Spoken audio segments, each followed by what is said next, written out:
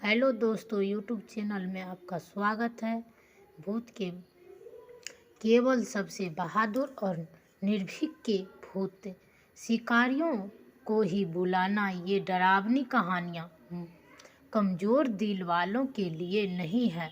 सबसे अच्छी भूत कहानियों इतनी वास्तविक, इतनी विश्वसनीय और इतनी पूरी तरह से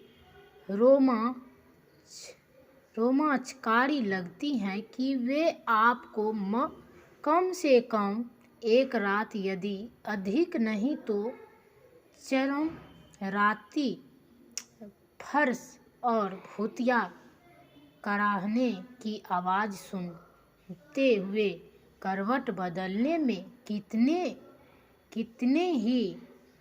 की गारंटी देती हैं। निसंदेह यह डरावनी कहानियों में निहित विरोधाभास है। वे जितने अच्छे होंगे, रात को आपकी नींद उतनी ही खराब होगी। यह सच है, भले ही आप अलौकिक वास्तविक हो। आप जानते हैं, उसी प्रकार का व्यक्ति जिसने हैलोवीन की उपस्थिति के बारे में विचारण याद कर लिया है, कुछ डरावनी तस्वीरें देखने से नहीं डरता। हैलोवीन राक्षसों के पीछे की कहानी जानता है और 13वें शुक्रवार को ओइजा बोर्ड की कहानियाँ पढ़ने में बिताता है।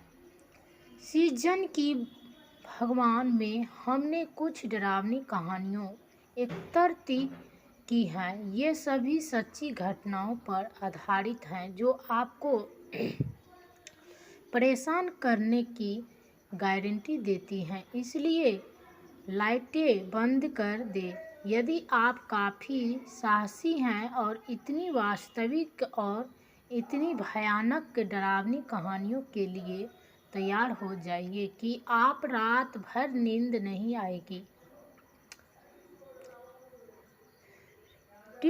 रेडिट.com उपयोगकर्ता एक सच्ची घटना का वर्णन करते हुए लिखते हैं, मैं कभी भी किसी प्रेतबाधित घर में नहीं रहा, लेकिन मेरी माँ किशोरावस्था में ऐसा करती थी। उसकी गली के अन्य घरों में भी अजीब चीज़ें चल रही थी। उससे कुछ घर की दूरी पर एक परिवार रहता था। एक रात बेटी तेज सिर दर्द के साथ बिस्तर पर गए। अगले दिन वह मर गए। वह धमनी स्फायर से मर गए थे। उनके अंतिम संस्कार के बाद परिवार इस त्रासदी से अपना ध्यान हटाने के लिए चला गया और पिता ने मेरे चाचा, मेरी माँ के भाई से अपने पालतू जानवरों की जांच करने के लिए कहा। मेरी माँ और पिताजी, जो उसी समय डेटिंग कर रहे थे, उनके साथ गए थे। मेरी माँ ने सुना था कि वहाँ एक भव्य पियानो है और वह उसे बजाना चाहती थी। मेरे पिताजी पशु चिकित्सक बनने के लिए अध्ययन कर रहे थे। घर में प्रवेश करने के बाद मेरे चाचा और मेरे पिता जानवरों को देखने के लिए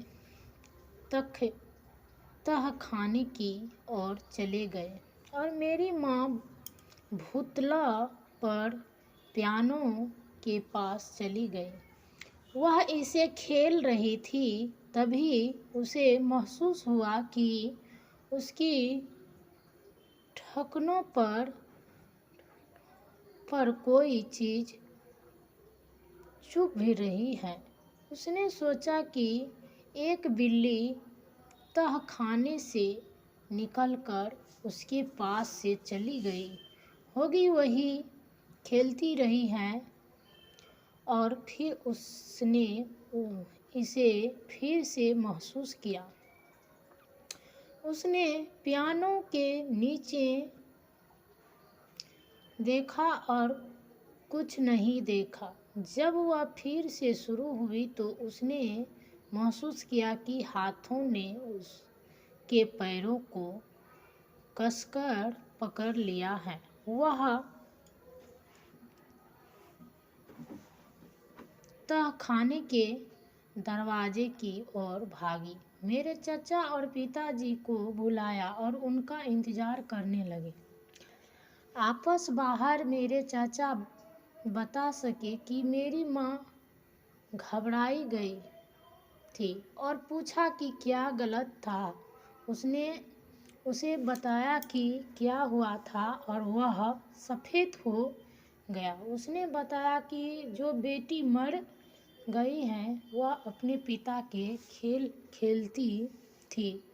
जब वह पियानो बजाता था तो वह नीचे रेंगती थी। उसके ठकनों को पकड़ती थी और उसके पैरों को पलटकर पर ऊपर नीचे दबाती थी। यदि डरावनी कहानियों आपको रोमांचित की करती हैं तो आपको ये डरावनी फिल्में पसंद आएगी।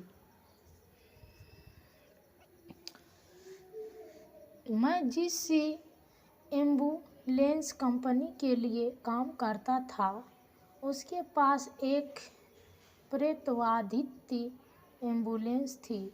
रिंग 12 बहुत सारे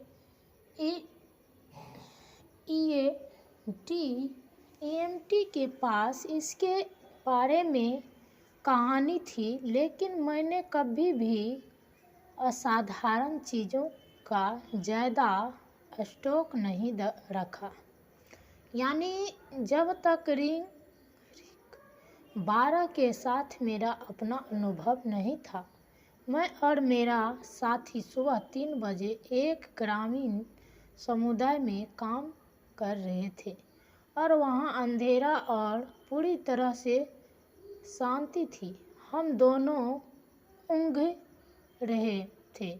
ड्राइवर की सीट पर था और वह यात्री सीट पर थी। मैं दबी हुई आवाज़ से जाग गया, लेकिन मुझे लगा कि मेरा साथी बात कर रहा है।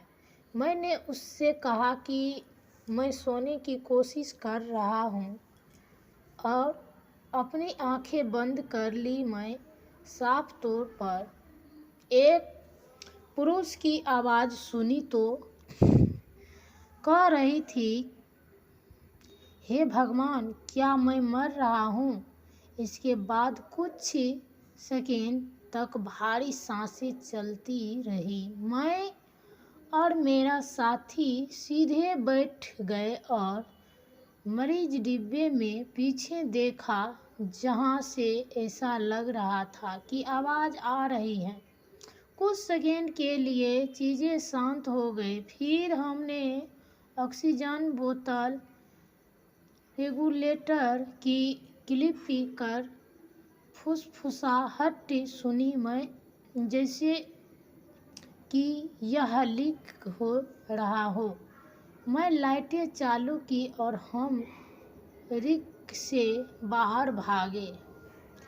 मैंने सोचा कि जब हम सो रहे होंगे तो कोई अज्ञात व्यक्ति अंदर आ गया होगा, इसलिए हमने पीछे के दरवाजे खोल दिए। कोई था जो नहीं। मैं ऑक्सीजन बोतलों की जांच की, न ही खोला गया। उसके बाद हम ज़्यादा नहीं सोए। अधिक डरावनी कहानियों के लिए तैयार हैं अब तक की दोस्तों?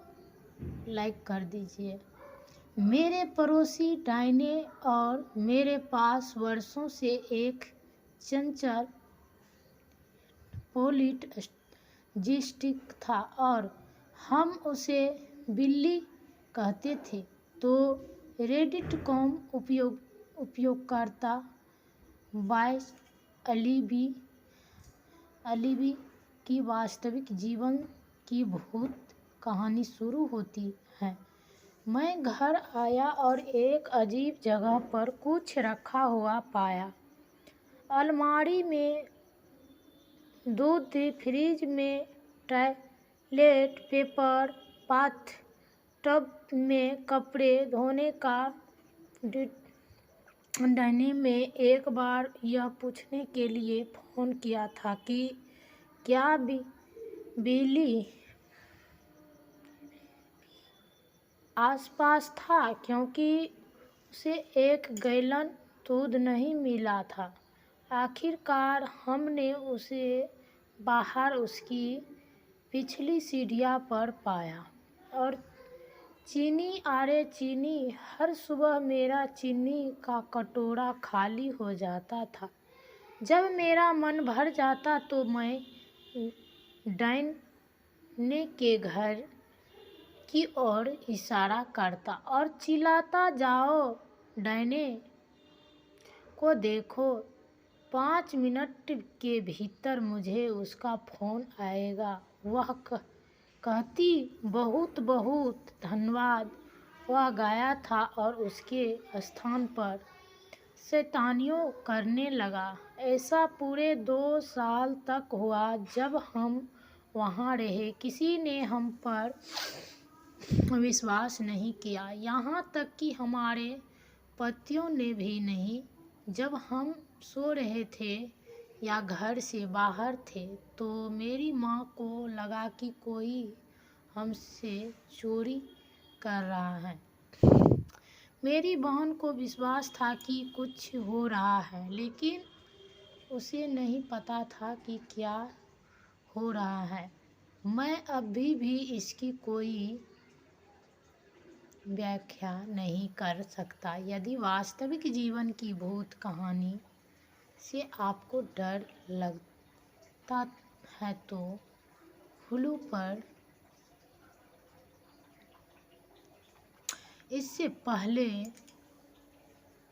भूतों की अपनी सबसे डरावनी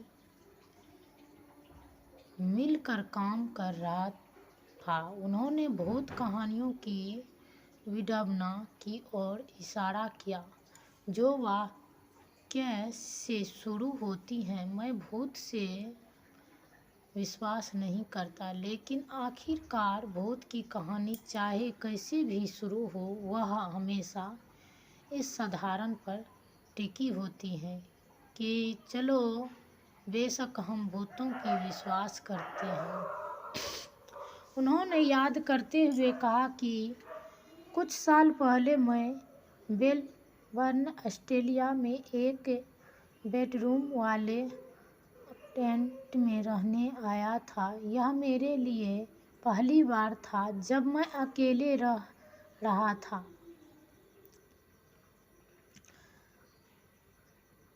दशक में बनाया गया था। वहाँ कुछ महीनों तक रहा था। जब मैं एक दिन काम कर के घर आया, मैं बाथरूम में चला गया।